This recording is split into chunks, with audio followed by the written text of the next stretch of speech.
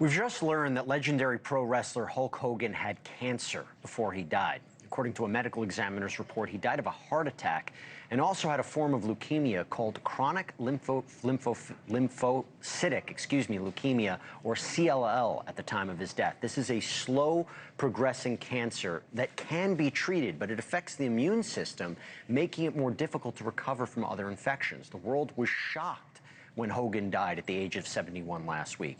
And there had been no previous reporting confirming he had cancer. So obviously we have a lot of questions. Joining us to help answer those is Dr. Mahsa Tehrani. She is the co-founder of the Arthritis and Rheumatology Clinical Center of Northern Virginia. Thank you so much for taking the time. So how rare is chronic lymphocytic leukemia, or CLL? Good to be with you. Chronic lymphocytic leukemia is actually, out of many of the blood cancers, a more benign one to have. It is very slow growing. It usually is seen in patients over the age of 60, and it's one of those cancers that actually don't require much therapy because over time it can just be simply monitored. So it is not an imminent life sentence upon diagnosis. Is it strange to you that this type of cancer caused a heart attack? How does that happen? So we are not certain whether or not it was the actual chronic lymphocytic leukemia was directly contributing or directly contributed to the cancer. In fact, directly contributing to the heart attack. Chronic lymphocytic leukemia can increase systemic inflammation in the body, which may lead to high blood pressure and then indirectly certainly impact the heart. The other consideration is we don't know about the details of Hulk Hogan's therapy, but if he was indeed at a level where he may have been using chemotherapy drugs for the leukemia, those drugs in particular are known to impact the cardiovascular system. We don't know when he was diagnosed. Do you have any idea, based on what we currently know, and this is still a developing story, so we're still trying to make sense of it?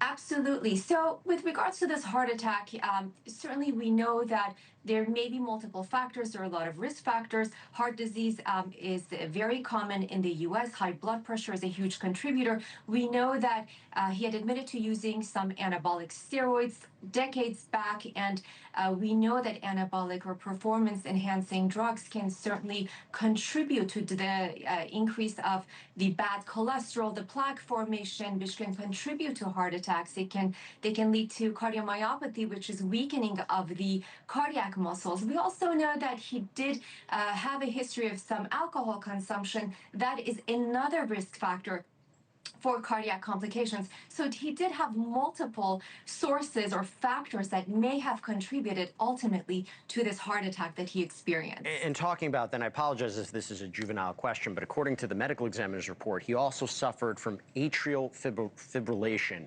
What exactly is that? Could it have contributed to the heart attack? And again, if we've already covered that, I just want to make it clear about what exactly that is. Atrial fibrillation is an irregular heart rhythm. It can happen for multiple different reasons. If somebody has cardiomyopathy or enlargement or abnormally functioning muscles of the heart, they are at higher risk. The atrial fibrillation can lead to strokes. These can all be interrelated.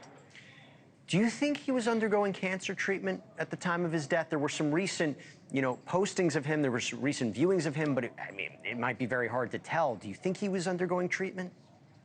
It's very difficult to say. Some of those around him, I was reading in reports, had mentioned that he had appeared frail. Again, I didn't see any of this. Certainly, somebody who's undergoing some sort of chemotherapy can develop complications, can develop infections. People can develop sarcopenia, which is a wasting of the muscles. A lot of these factors might have been, again, CLL by itself is overall a fairly innocuous leukemia to have. It's usually monitored unless, of course, it either transforms or it becomes aggressive. And of course, then patients can be quite symptomatic and ill from it. I think we're still just reacting from this news in and of itself. Dr. Mahsa Tehrani, thank you so much for coming on and explaining it to us. Appreciate it. Thank you for having me. My pleasure. Thank you for watching. Subscribe below and download our NewsNation app right now on your phone, and you will get fact-based, unbiased news for all Americans.